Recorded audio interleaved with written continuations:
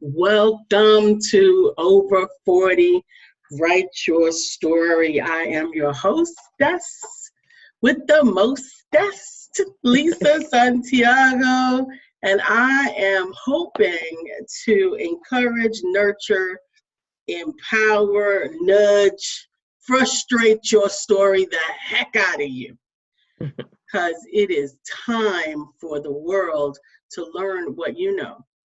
So before we get started officially, what I would really like to do is to get you to thinking or expressing, and you don't have to put your cameras on, just your audio, but I want you to share why you even took the time out to take this class and why you want to tell your story. And I'm going to go around the room. For those that are already here, Donna, why did you even want to take a class about telling your story? Because I think it's time, and I just have to get up the courage to do it. Ooh. All right, courage is necessary. I get it. I felt like when I wrote my first book, Discovering Your Why, and I told some of my business and I told some of my stuff. I wrote that book, and I think I held on to it for about 6 years, and I kept on saying to myself, I gotta wait for a couple more people to die. Because I was afraid. But thank you. Now, what do you think will be the benefit to the world when you tell your story? I think that people will realize that they're not alone, and that there are more people that look like us that are struggling than they believe. Wow. Why do you think that's important? I know why I think it's important. I'm curious why that's important to you. It's important because we're suffering. As a people, we're suffering. We're dying young. We're drinking, we're smoking, we're just doing whatever to escape the pain. And so someone has to speak out and let them know that we're all fighting the fight together. Ooh. Yes, and sometimes the hem of the garment that they need to touch is yours and ours. And sometimes that can be overwhelming and sobering and very big. But thank you so much for sharing that. Thank you so much. Thank you, Lisa. Absolutely. Sister Jeannie. Yes, ma'am. Same question, Diva. Okay. Why I'm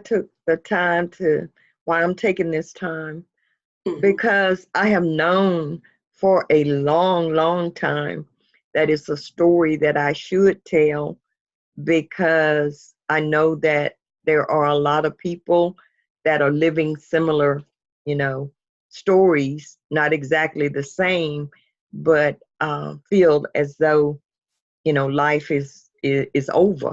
Yeah. Because of what they're living. So that's why I'm taking the time now, because I finally found my voice. Absolutely. And who do you believe will benefit from hearing your story? Most people that are going through traumatic experiences in their lives, and it looks as though it's over for whatever reason. It could be drugs, alcohol, domestic abuse. It can be, a variety of things, but for whatever reason, they feel that, life has no meaning anymore. Wow. Yes, so I want to let them know that no matter how dark it may look, as long as you have a breath in your body, there is an opportunity for things to be better, so that's why I want to write it. Well, I'm excited. Thank you so much for sharing that with us. I'm going to put you back on mute, and I'm going to pop Monique. Monique, are you there? Yeah, I'm here. All right, Diva. Is this Monique from Brooklyn? Where Brooklyn at? We always here. That's right. Thank you so much for joining, and please share with me why you decided to take this class today and what you believe that you will gain as a result of being here. Let's see. Well, I'm taking a new venture. I'm going out and I'm stepping out on faith. I mean, it's been a long time coming. I mean, God has been downloading to me to work on these daughters and mothers for years. So it's been just, the natural fear, the hesitation that gets you guys started, and then you go, oh, nobody really likes it, and then you stop, and then you go, and then you stop, and then you go. But I say now is my daughters went off to college, so I have so much available time. Wow. So now all I'm is constantly getting is downloads of ideas and things, and Praise and just got to take a step, just step out there and just say, you know what, nothing that God ordains will fail. Absolutely. That's the key part for all of us to get. That's something that I Right. want everybody here to take away. It might feel like it could fail. It might Right. feel scary. It might feel overwhelming. But the best way to kill your fear is to do what God said do. Mm-hmm. And I thank you so much for that. I thank you so much for that. Thank you so much for sharing that. And this won't be the last time I'm going to call on you, put you on mute. I think we had Allie pop on. Allie, beautiful, what we are doing is we're sharing why it was important to take this class today and what we feel the world will gain as a result of us sharing our story.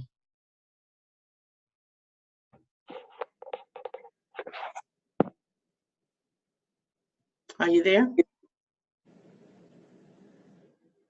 Allie? Did you check out on me? We'll come back. We'll come back. We're going to come back around the room.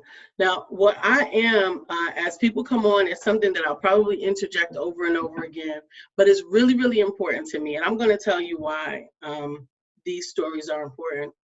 First of all, each and every one of us, and particularly those that are over 40, and I know that we may have some people listening to the replay that are not over 40, we may have some people that are joining that are not yet over 40, and we welcome you and we love you and we hope that you find something here for you. But here's the thing that I know. The Word of God says that the elder should teach the younger. And I also know that by the time you have reached 40, you have learned some things that could shortcut or heal someone else in their situation. And if we don't share that, it's as if what we went through and what we learned is for nothing. Amen? So it is my goal to help you to navigate the getting of that life experience out of you and onto paper, into a book, an audio book, an ebook, however you plan to release it into the world, but in such a way that you will be able to equip someone else to take the steps in the journey and get there quicker than they could have without your help. Is that something that you believe that is worth you doing?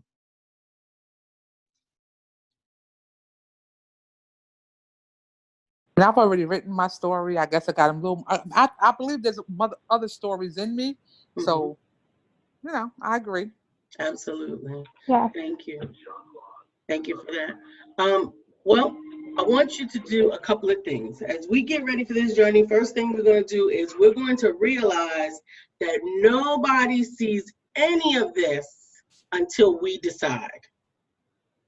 That's the first thing. So the reason why that's important is because while you're writing, it's important not to censor. It's important to release and release and release. The censorship may impede the very thing that God wants to use from you to help someone else. And it also may impede you from realizing that you got something else that you need to heal in order to get whole. So this book, yes, we are all on a noble journey to help someone else and to help someone else along their way. But you can't help someone else get the beam out of their eye. I mean, get the toothpick out of their eye while you're walking around with a big old beam in your eye. So when you're writing, when you're documenting, you have to be honest. Now, one of the things that I am always challenged to do with my authors that I'm working with one-on-one is to evaluate what they're writing. Because in that writing, in order for me personally to publish it, it needs to be coming from a place of healed and whole, because you can hurt somebody if you're speaking from a place of brokenness and unforgiveness. Does that make sense? Mm-hmm. When you're telling your truth, when you're sharing your story with people, it's important to be sharing it from a place of healed and whole and not broken and unforgiveness. Because what we will ultimately and essentially do if we are broken and unforgiven, that means that we still haven't finished processing the lesson from that situation. Take as much time as you need to heal and process, but understand we're not ready to share until something is healed and whole. In addition to that, when we're writing our story, it's particularly important to think about who you're writing to. I know Monique is writing to moms who have children. Donna, from what I understand, is writing to women or African Americans, particularly people of color, who are dealing with depression, and sharing with them her story so that they can understand that there are other means wherewith to cope with depression than just let Jesus handle it and have a drink. Amen. So, and I believe, Allie, I would love to understand who and what you believe your story is for. Are you here yet? Can you hear me yet? Yes, ma'am. Who do you believe your story is for, and why do you believe it's important that you tell it? I'm still working that out. Okay. I think it's for people who feel stuck, who have more in them, but they really don't know how to attain it or even have the confidence to even try. So just helping somebody else to build up their confidence just to go for it. Amen. Amen. Thank you for that. And Sister Jeannie, I believe you said it very clearly that you want your story to speak to people who are dealing with a particular situation that they may feel that there's no way out, right?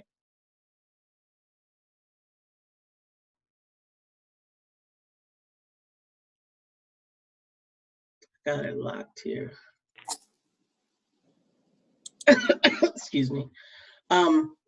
This is a very participatory class, because in order to really delve into your story in such a way that it doesn't end up sounding like everybody else's story, you have to really be willing to get personal. Yes. Does that make sense? Sister Jeannie, I see you're off mute now. Did you want to try to say something? Oh, I'm sorry. I did. Yes, my story is mainly for victims of abuse. Mm-hmm. Sexual, emotional, spiritual, financial, all the different forms of abuse will be my main target. Okay. All right. Thank you. And now, how, this question is for everybody.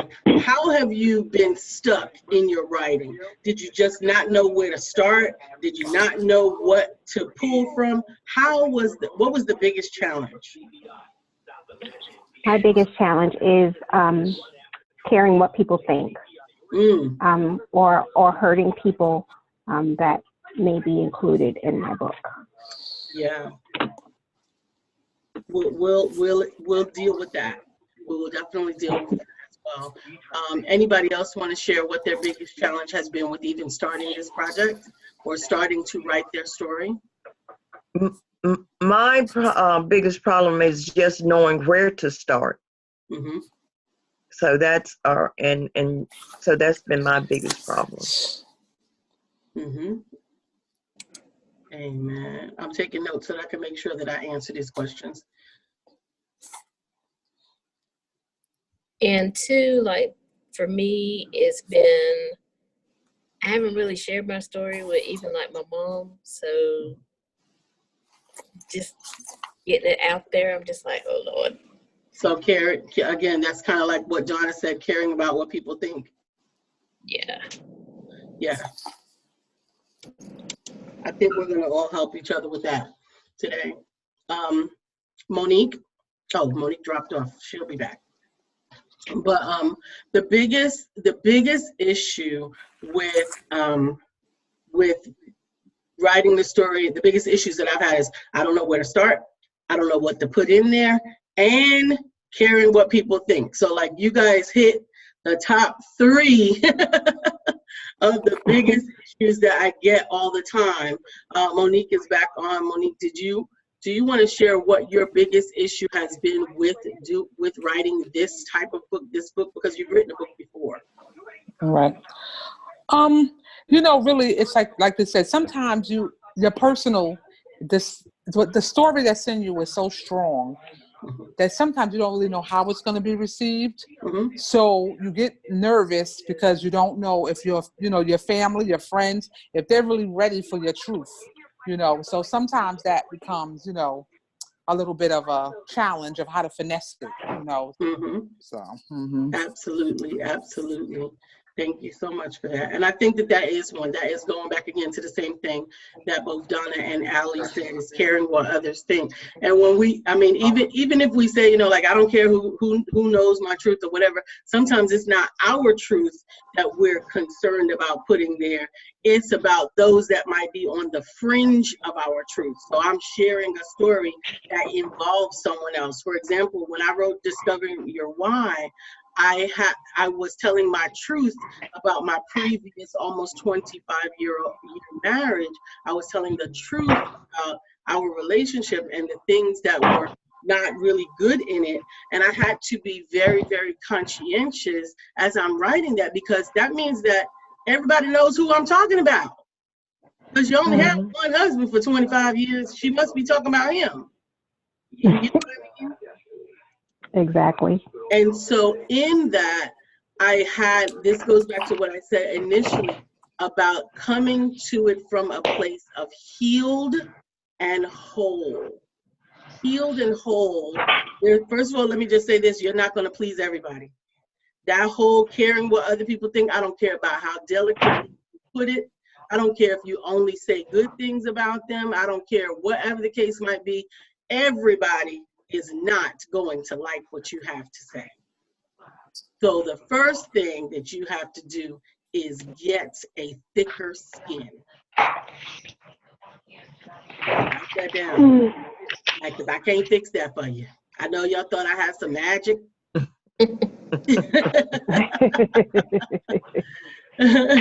But no, there's no magic.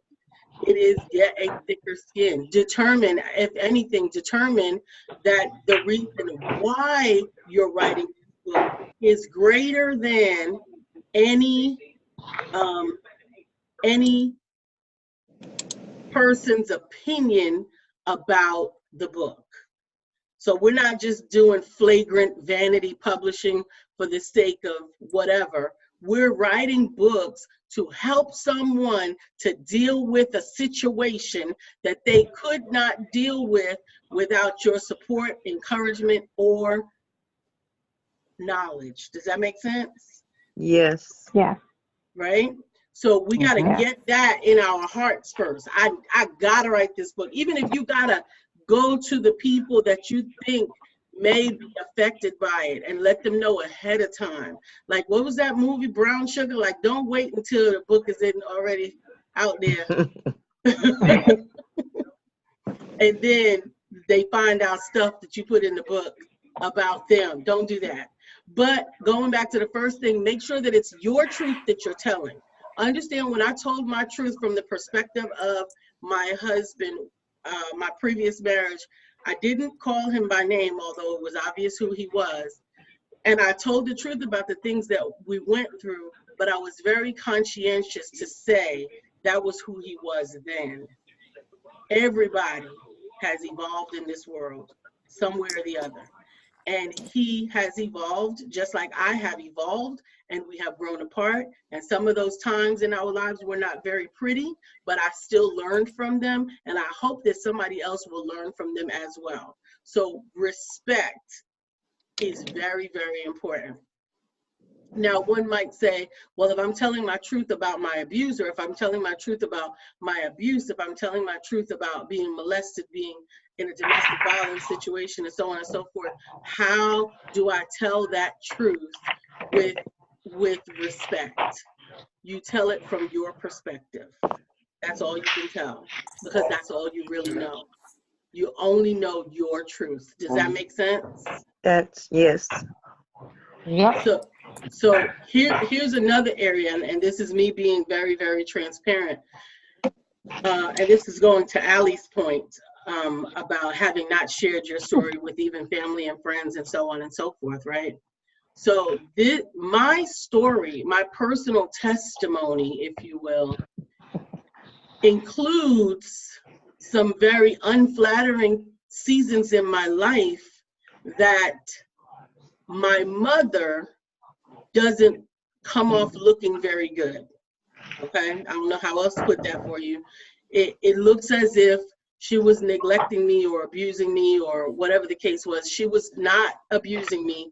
And although you might consider what she was doing was neglect, she was simply a child herself and was doing the best that she could. When I tell that story now, I'm telling it from a healed and whole perspective. So I'm not passing blame on her. That doesn't mean that my mother is still very much alive, and she still very much loves me very much, and I love her very much. But I had to wait to get healed and delivered from what I perceived my life to be in order to be able to communicate it to someone else from a place of healed and whole, to teach them what I learned from it. That makes sense, Allie? Yes, ma'am. It's hard for my mom sometimes to even be in the room when I share my testimony. But I've learned how to be very conscientious about making sure that people know that she did the best that she could with what she had. And that as a result of it, I did have to suffer in some things. But even that suffering, even if we think about it biblically, that suffering created resilience in me. It created a strength in me. It created supernatural abilities in me, all of those things. And I have learned through forgiveness that now I know some things that people my age would not have ever known. I learned how to do some things that people my age didn't know how to do. That didn't absolve anybody of responsibility, but it did change the way that I tell that story. So finding your voice in your story, understand, means telling it from a healed perspective. There's no hate or venom, all of those things. Still tell your truth.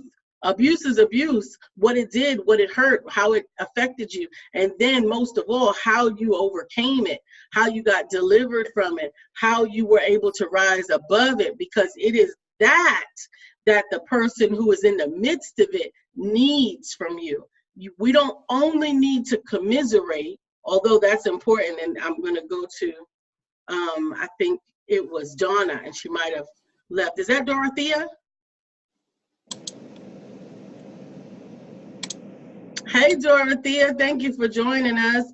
Oh, there's Donna. I think there's Donna. I'm not saying, Donna, I'm not saying pretty it up, because sometimes it is important for people to see the real truth.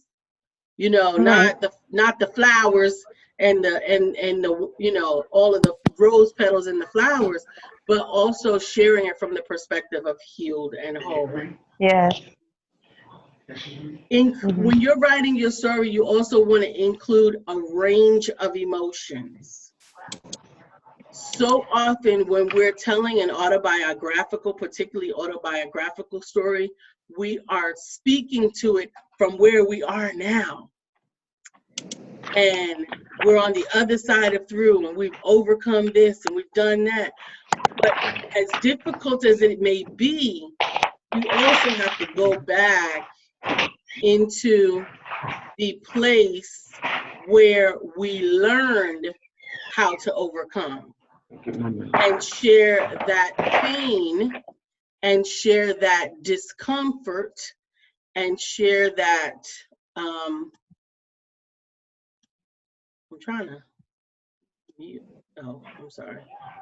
And share all of that difficulty that we may have in that with the reader, so that the reader can understand that you really understand. Like, otherwise, they're looking at, yeah, well, she didn't have it as bad as me, or she didn't go through what I went through. And then, unfortunately, sometimes people will check out. They will begin to feel like, okay, this is just another one of those happy-go-lucky, everything's fine, kumbaya books, and my life is worse than all of this, and I don't want to hear none of this, and, you know, going on like that. So you do want to tell your truth, but you want to use a range of emotions, and understand emotions are not only happy, sad, and angry. There's a lot more emotions in there than happy, sad, and angry.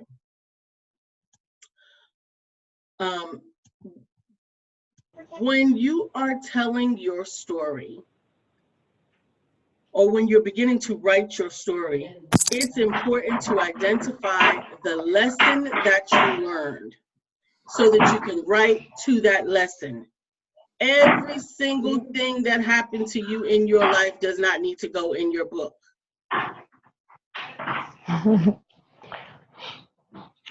Everything does not need to go in there.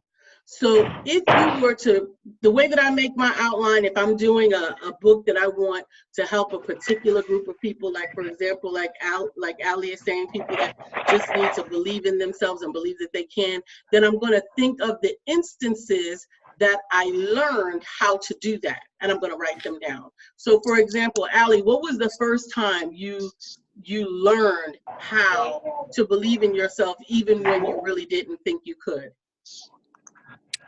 When there was nobody else there. I'm sorry? When there was nobody else there.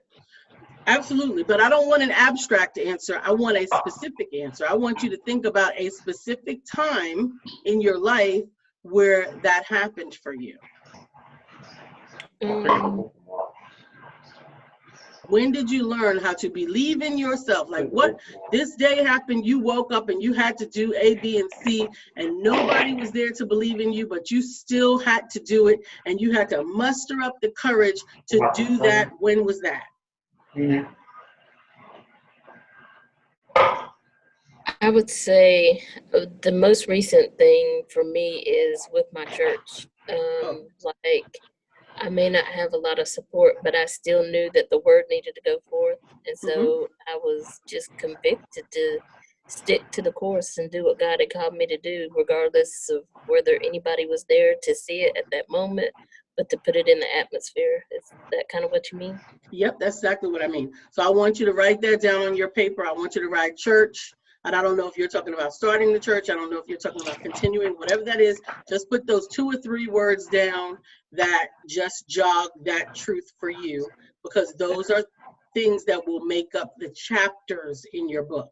What you do in order to begin to compile what this book is going to be about is you identify who that target is, and then you identify what you would like to teach that target, and then you identify what experiences you went through to learn that target. So Sister Jeannie, I'm going to ask you the question. What was a moment in time where you had to overcome an abusive situation, a domestic violence situation, or a drug situation, and you learned that you were equipped to do that?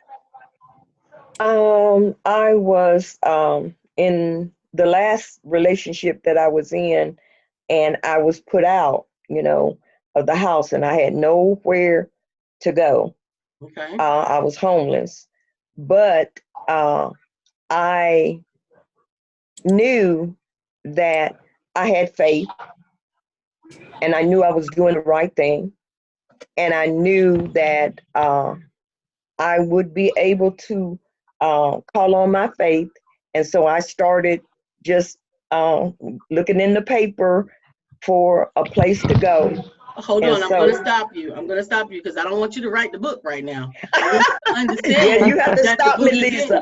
Oh no, I understand this, but this is exactly what I know works. What I want you to write down is last relationship, almost homeless, overcame. Just those 3 words, because you know that testimony. It ain't gonna take you long to write it down because you know it. You can recall it quite quickly. It'll come to you, and you can get it down. Sometimes just knowing where to tap is what you don't know. I'm gonna go to Donna now. Donna, when was a time that stands out in your mind that you were fighting with depression and wearing the mask of it? Oh, 2005. I was getting up and I was going to work every single day, taking care of my kids, taking care of my husband. And when I would get home, I was taking medication. I was crying. I was just barely doing anything, washing, brushing my teeth, none of that stuff. I'm going to stop you too because I don't want y'all to tell me the whole book. Now I won't have nothing to read. I want you to write down 2005, brushing my teeth. And you will, those two triggers, like an outline doesn't have to be big, bold, and long and drawn out. Sometimes people make this too difficult. You know what your trigger words are. Just 2005, brushing my teeth. If I said that to you and I said go, you could go. You could tell me everything that happened. And that means that once we get this whole outline down, piece by piece, don't stop to write it. Only thing you're writing is your outline, okay?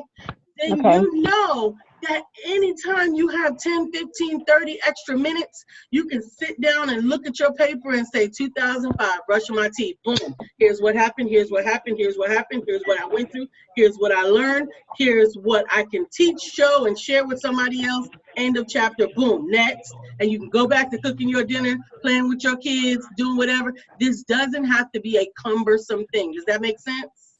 Yes. Did that just make somebody else say, oh, I really do have time to get this done? Yes. Yeah. All right, Dorothea, you up next. Hopefully. Give me Can you hear me? Who's that? Oh, can you hear me? Yeah, I can hear you. Okay, great. Okay, good. I think the first time for me is when I was diagnosed with lupus. And, you know, I spent a lot of time in isolation because I was so sick. Mm-hmm. But that isolation for me became a place of tremendous revelation about myself mostly, and my strengths, my weaknesses, and just the power of grace. Yep. Don't tell me the whole book. Like I said, y'all just want to tell me the book. So you get to write down on your outline, lupus isolation revelation. Oh yeah. Lupus isolation revelation. If I walked away from you today and came back in 2 weeks and I said, Dorothea, sit down, you got 30 minutes, write about your lupus isolation revelation. Could you write? Yes. Yes. Absolutely. You could write, and you could get that cathartic thing out of you. And then after you get it out, we get to go back in and massage it, make it pretty, make it make sense, make it have all the pieces apart, you know, beginning, middle, and end, make sure that it has a lesson in it, make sure that it has truth in it, all of those things. But the biggest part is getting it out of you, getting it out of you. Now, have there been, I want to touch on, I want to give everybody a chance to really jog their thoughts. Is this Tamara or Tamara? That's Tamara. Yeah, this Tamara. Tamara Atwater? Yep. Hi, baby. Hello. I have Tamaras and Tamaras, so I have to always remember who is what. So now, Tamara, in your story, do you have a trigger moment that you would start from that you would be able to share where you gained your lesson? Can I just give you one in particular? You only can give me one because you're going to have about 10, 12, 13 testimonies. Y'all know, I know. We are grown people. We are over 40. That means that we have all learned enough stories to fill an encyclopedia. Right. It is time to hand pick the cream of the crop that we believe will best serve the world. So go ahead, Tamara. I think the most significant was going through chemo and being in a position where I had to fight for myself. Amen. And what did you believe you learned in that? That I could fight for myself. So if you just wrote down chemo, fight for myself, and somebody gave you 30 minutes to an hour, do you think you could come up with a chapter? I could. And so part of knowing where to start is knowing what is in your story.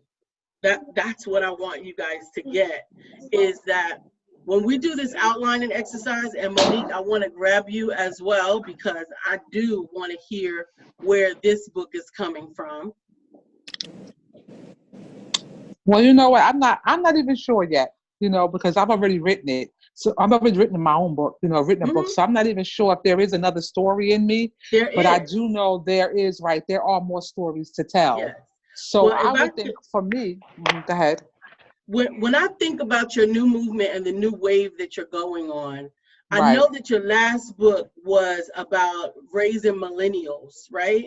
And those lessons are wonderful and true in there. But there are some lessons just that have to do with being a mom and self-care so that you can be your best self for your children, that I'm sure you learned along the way, because those millennials will make you want to run screaming in the street. That is facts. For sure. That is facts. That is facts. That is facts. And I think that's where my focus is right now with this movement, is about telling women that sometimes you got to stand, because in some of my storms with my children, I have just stopped trying to fix it, stopped trying to figure it out, just stopped. Because really, you don't even have that much control. Like it ain't really, sometimes, like they say, it ain't even about you. It's not about you, So I love that. Even if you wrote that right there, if you just wrote down on a paper, it's not really about you.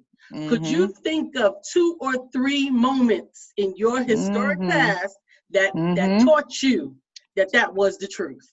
It ain't even about you. It ain't even about me. Well, my daughter's gay. It ain't even about me. It ain't about me. It ain't about me. You know what I'm saying? It ain't my story. It's not my story. And we spend so much time getting tangled up in that. But that's something that you could teach a new mom, a young mom, or even a grandmother who is thrust in the position of being a mom. Sometimes that's a difficult spot. You're 2-3 generations removed from this truth. Who the heck knows what, as a grandmother now having to deal with, what is this, gender fluidity, and you know what, it ain't even none of my business. Right. That's true. I'm telling you, it ain't even none of my business. It's not. It don't have nothing to do with me. God bless you. How they say, God bless you, heaven smile upon you. That's really. But coming to that truth is where your story could come from. So if somebody gave you a bullet to say it ain't even about you, do you think you could sit and write some stuff? Oh, for sure. Right. Yep. And sometimes it's just as simple as that, having a conversation with someone who is willing to help you to brainstorm what you already know. Because when I work with my clients to help them to write books, we're not writing science fiction. That ain't my thing. So we're not getting ready to make it up. Right? We're not getting ready to make it up. All my job is to help you pull out the anointing that's in you through the experiences that God gave you. None of us have exactly the same experience on this earth. Nope. None of us. And yet all of us have some common things that everybody has. Everybody's going to experience love. Everybody's going to experience loss. Everybody's going to experience pain. Everybody's going to experience loneliness. All of those things are what ties us together. And so if you are to narrate and write your story from the perspective of your truth, then those that are connected to your experience will be in a place where they can receive it. Wow. Has this up to here been helpful to anyone? Yes. Yes. Yes. Has anyone gotten any value out of this moment that they would like to share? Out of up to this moment that they would like to share? Yes, it has helped me because my problem was where to start. And if I just start with my growing up, you know, the abuse in my household growing up. So I know where to start now. Mm-hmm. Awesome. Anybody else want to share? I think the outline was very helpful. I think that what I'm going to have a problem with is the healing, not writing until you're healed and whole. But Absolutely. At least I like how you put it, and so that is going to help me try to think about that. Well, that is one of the benefits of working with me as an author coach, is because I am also a coach and a consultant. Like, I help people to navigate through their heart space and their emotions, because that is very, very important. That was actually where I was before I was a publisher, was as a coach, to help people to navigate into healing and wholeness, deliverance and forgiveness, because without them, we're held back from our greatest self. We don't realize how limiting unforgiveness is. It's like drinking poison and waiting for someone else to die. And I know firsthand, because having had so many layers of unforgiveness that I dealt with from childhood all the way up through my young adulthood, it felt like I had every right to not forgive, all of these people that did bad things to me. I had every right not to forgive my uncle who molested me. I had every right not to forgive my mom who didn't take care of me. I had every right to not forgive my grandmother who didn't take care of me. I had every right not to, not to forgive my husband who isolated me and abandoned me emotionally. I had every right not to forgive all of those things. Like, they're legitimate. I have girlfriends that were co-signing up. Screw that. Right. You don't have to forgive them. But the truth was, when you come to a place of forgiveness and release, it is you that are made whole. It has nothing to do with the other person. It has so little to do with them that they don't even have to know that they're forgiven. Yeah, I think writing the book is going to be part of the process. So yes, that is one of the points on here I'm going to say. I have it written down as point 10, and I haven't been giving numbers because I only want to share what's relevant to everybody on this call. But enjoying the process from a perspective of therapeutic writing. Sometimes we get so goal-oriented. I'm writing this because I want to write this book. I want to sell this book. I want to all of these things. And the first reason for this book needs to be for you to heal your heart. Right. In some cases, what we're going through, we need it for us. We need to get it out on paper. That's why I said that first copy of your book, it ain't for nobody else. Because a lot of times, by the time we edit that book and heal through that book and deliver through that book, we come to places in ourselves where we say, you know what, I don't even need to put that in there because I'm finished with that. And nobody else needs to get that. That was just for me. Yep. Okay. And I will tell you, that is the absolute truth. That is truth. Yeah. Thank you for co-signing that, because Monique is also a previously published author. Sometimes that stuff is just for you. Yep. Right. I scratched out a lot of things that didn't need to be told. It was already said, so it didn't be told. You know what I mean? Like, just sometimes, you just saying it and releasing it, but that's why my comment to you was the healed and whole, because I would have never been able to write that book if I had not been healed. And if I wasn't whole, because you can't give people advice if you're at a place where you're still seeking closure, or if you're still seeking the answer. So how are you giving out answers if you got none? Because technically you're still searching how to close it. But once you realize that you come from a healed and whole place, you can speak to people with authority on what you know. You know that it hurt me, but I'm good. You And know, I'm still so standing. I have what? I'm still standing. Yes. Another point that I want to add as we're talking about caring what other people think and telling our story from a place to heal and whole. For me, again, you can publish whatever you want. You are grown people and can make decisions with yourselves. But I am it is very, very important for me that whatever I release into the universe, whether it's the words from my mouth or in a book, that it does no harm. That has to be a number one objective, is to do no harm. We want to do good with That's our good. words and our works. We're telling our truth. And yes, the world sometimes is not a pretty place. I'm not telling you to avoid your cuss words. I'm not telling you to avoid your drug abuse and your serious this and your serious that. Put all of that in there. But the point is that the purpose of your story is to do no harm. It is to uplift and upbuild and inspire someone to their best self. If it's not, well, I'm not the right person to help you through it, because I don't know how to write that other kind of stuff, and I personally will not publish it.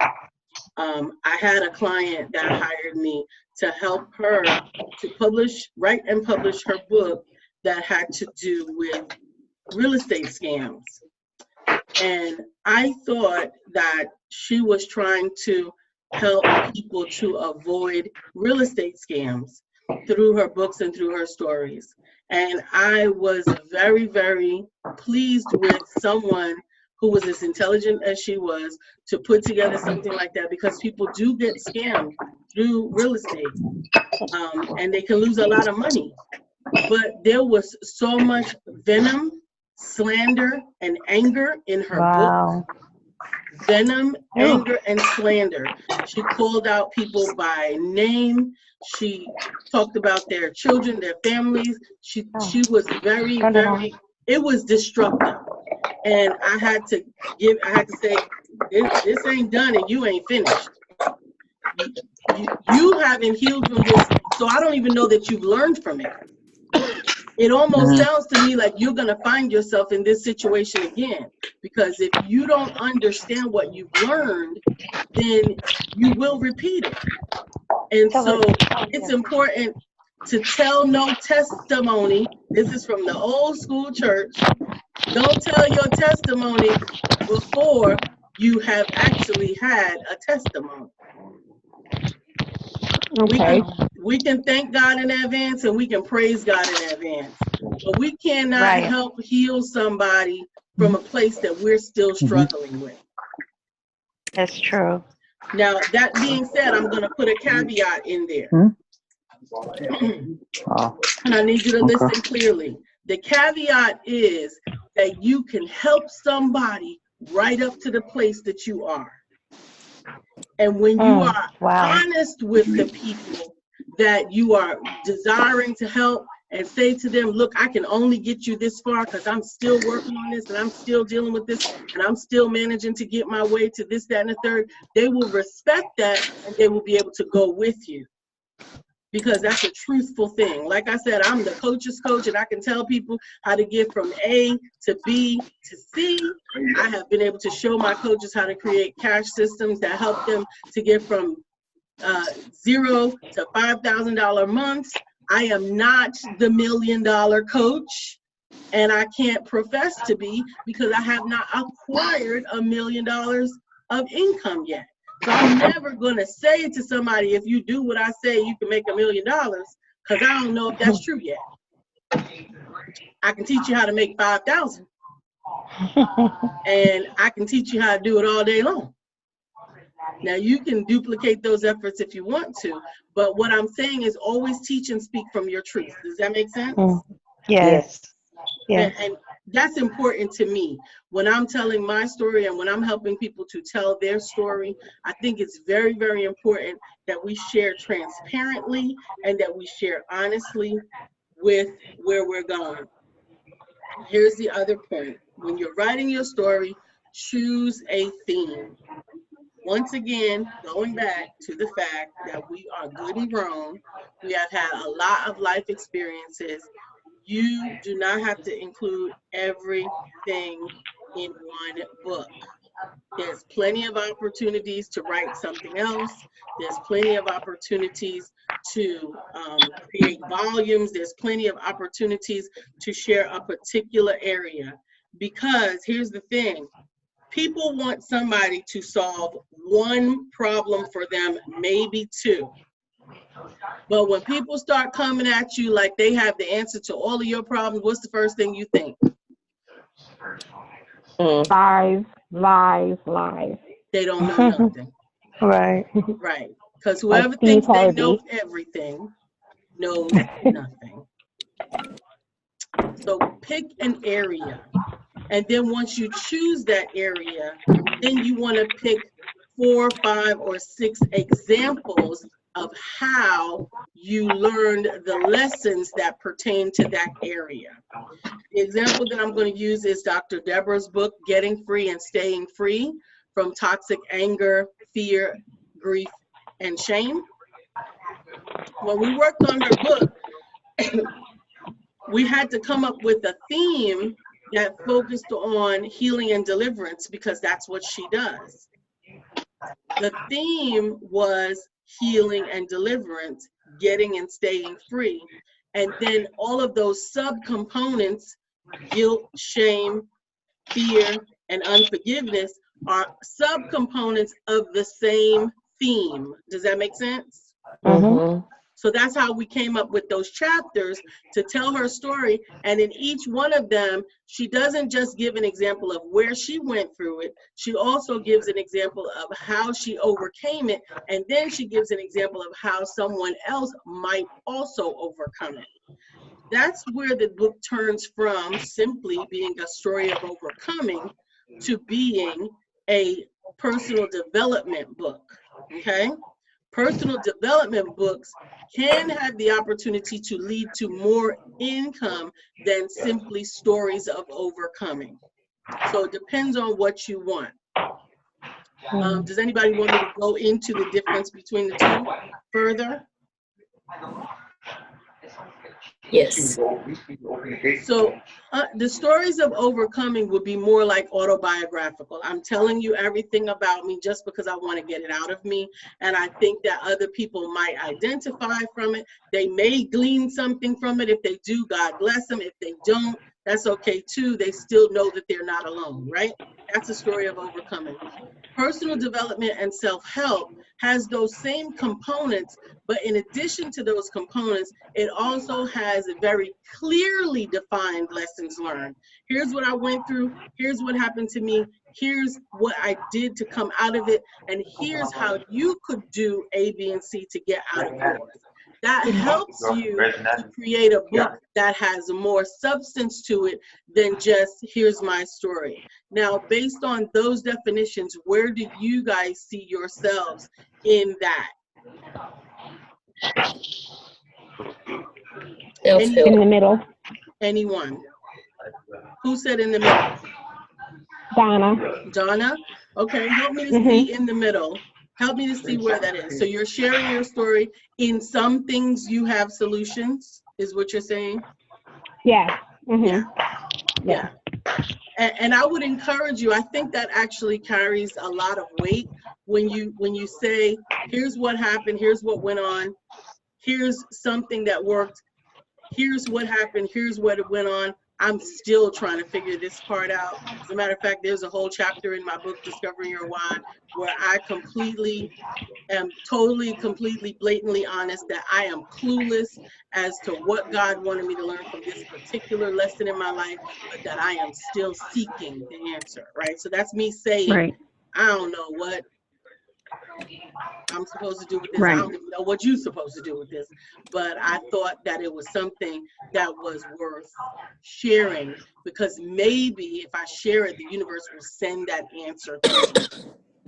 To all of us. So that's sort of what that middle place is. Anybody else want to share where they see themselves, whether it's the autobiographical or if they see it as a self-help, personal development type of space? Mine, I see more as the overcoming, and there will be some points on personal development, but I think it's more going to be what I did to overcome. What you did versus telling somebody else what they could do. Right. I hear you, but I also know that you are a certified life coach. Yes. And that one of the things that we want to do is to leverage this, leverage your story as part of your credibility building factor. So what I would encourage you to consider identifying a systematic approach that you may have come up with that you don't even realize. Okay, taking back my pen, my workshop. Exactly. That's what I'm saying. So those are systems that you have created to help you deal with those challenges. And those systems can be then leveraged to help someone else get over their challenges. So I see yours as personal development and self-help. Okay. And the stories of overcoming, it being included in that, what that does is it says, this is why I know what I know. Right. I didn't just read about it. I didn't just study about it, but I firsthand had this experience. And because of that, I am now in a place where I need some help. I mean, I can offer you some help because I have some experience. Right. Okay. Yeah. Yes, Tamara, where do you see yours?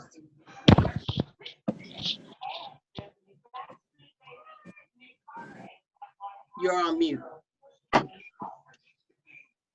I'm sorry, I was trying to unmute myself. Okay.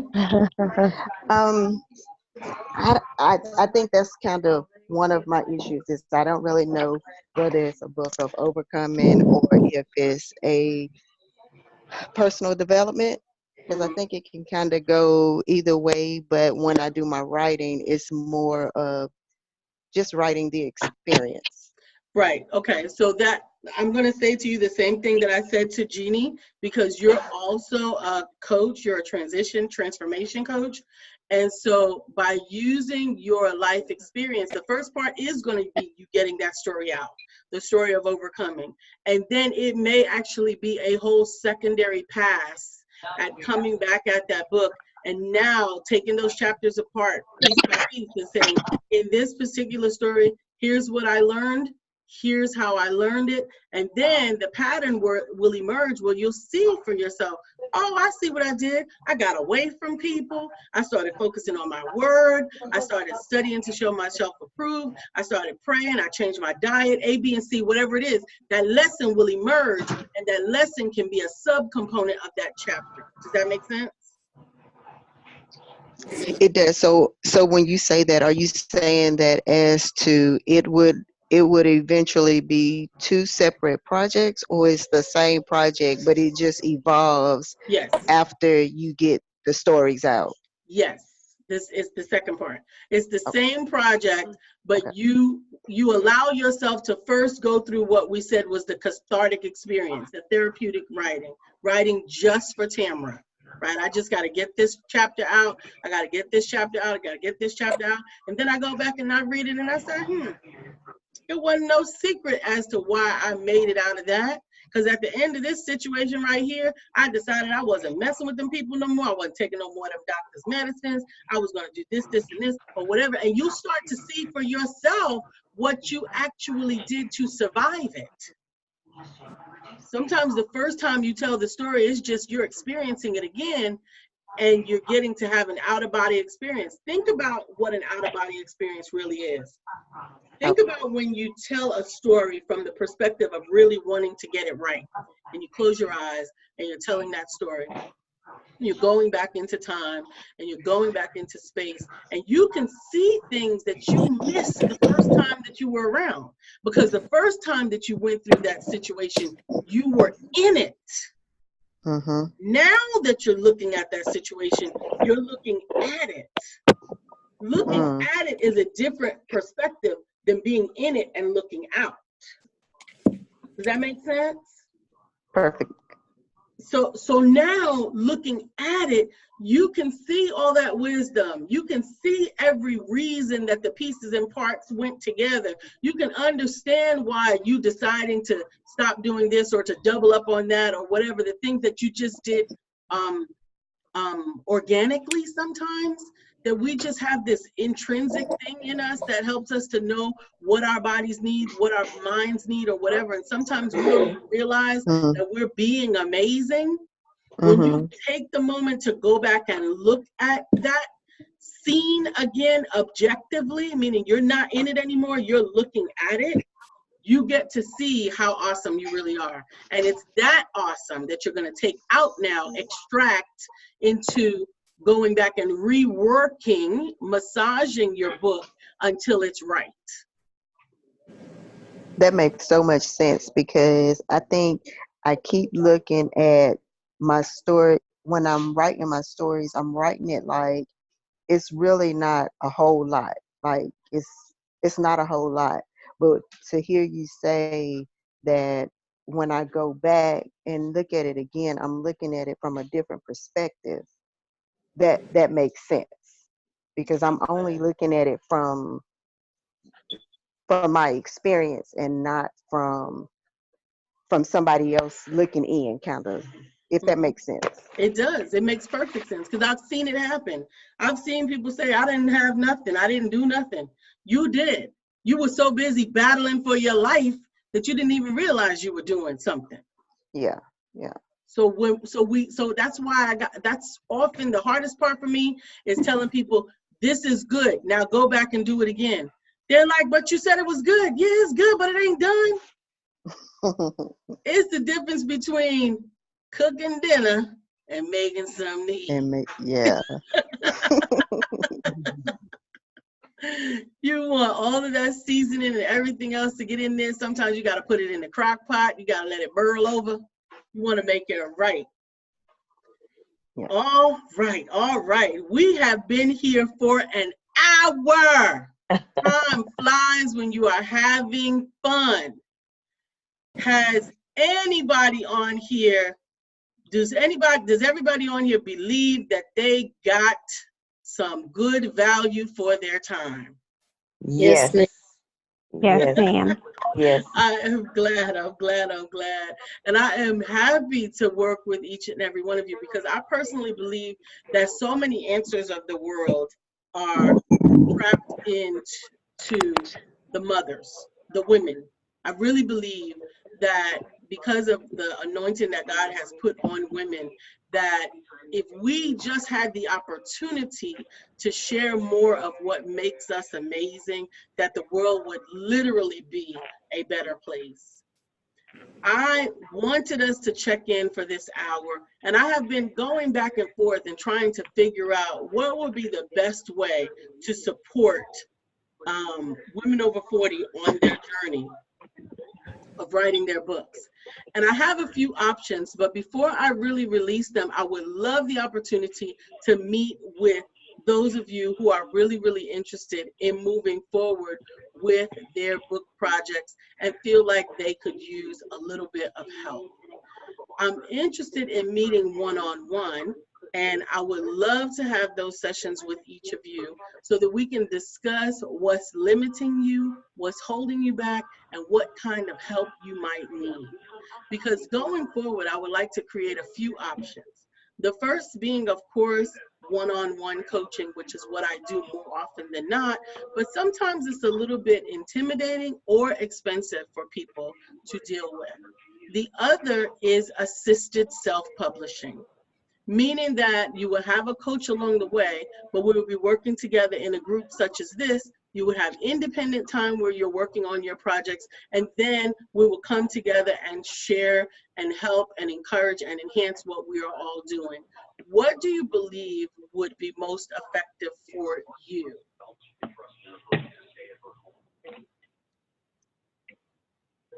Well, one-on-one coaching for me. Absolutely. And Ms. Jeannie, you and I actually are already scheduled for next week, so I am looking forward to that. And I think that's really, really great. I think one-on-one coaching is imperative for those that are really serious about taking the bull by the horns and moving quickly through the process. But I know, hey, Lady O, thank you for joining. I don't know what time you popped on, but you will have access to the recording, and I'm excited that you chose to show up. I know that one-on-one coaching can sometimes be out of the budget for some. And so I am considering putting together the assisted self-publishing group to help to get these stories out. And I would really, really love to be able to work with you guys to move forward in that.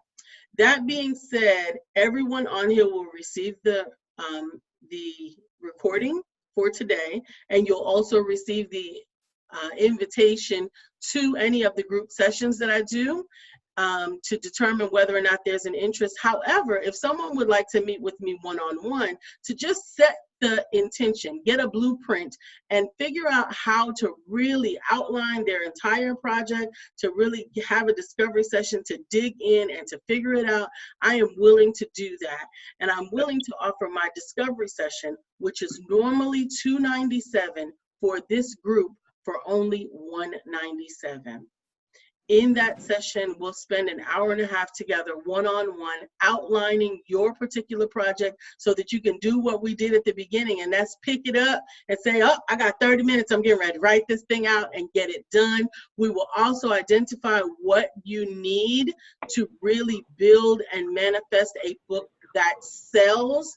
I have an ebook that is called Writing a Book in 7 Simple Steps, Writing a Book that Sells in 7 Simple Steps, that I would love, love, love to get into your hands. And it has a corresponding webinar that I believe is an hour that you can purchase. The ebook is free, but you can purchase the webinar. And I am excited about being able to offer this to all of you. So does anyone on the call already know that they would like to take a one-on-one discovery session for $197 to work on their projects? I do. Donna does. Awesome. Awesome, Donna. I'm yeah. excited for that. I'm looking forward to that. I'll definitely connect with you after the call. Does anyone else want to schedule a discovery session? Yes, this is Allie. Hey, Allie Diva.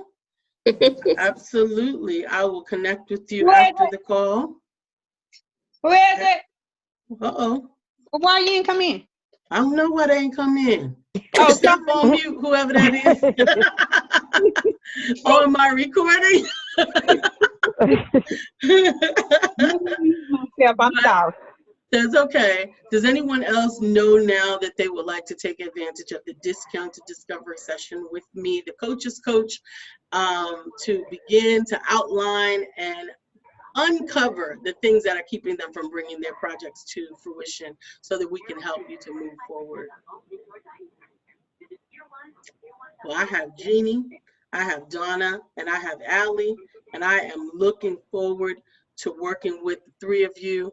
I do want to know if everyone else, if you guys are interested in participating in the group coaching program, yet working out the details of that, but if you are interested, please let me know. I would like to know about that also, Lisa. Okay. Donna with the group, okay.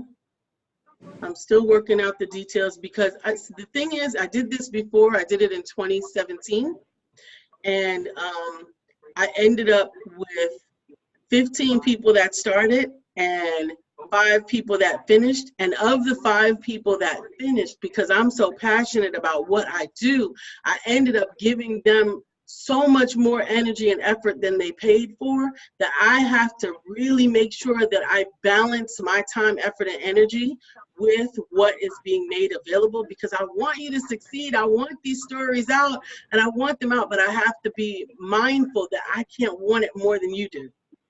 Right. You gotta want it too. And sometimes that simply means you gotta have some skin in the game. And skin in the game is your investment in yourself and in your future. I will leave you with this one last thing, and that is the biggest gift that you can be to fulfilling your destiny is becoming who you needed. Become who you needed. Tell your story so that somebody who is going through what you went through can learn your lessons now. And I'm so happy that you guys decided to join me today. I'm so blessed that you honored me by sharing your stories. I'm thankful, and I hope that if you have gained value from this, that you will take a moment and send me a written testimony telling me of what you might have gained from this, and I will send you, in exchange for that, the link to the ebook, Write a Book That Sells in 7 Simple Steps, in exchange for your written testimony, if this has been of value to you. So once again, I thank you guys, and I love you. Thank you. Thank you, Thank you. Lisa. Love you so too. much. God bless you, and have an amazing night. Permission to be You amazing too. is granted. Good night. Thank Good you. night.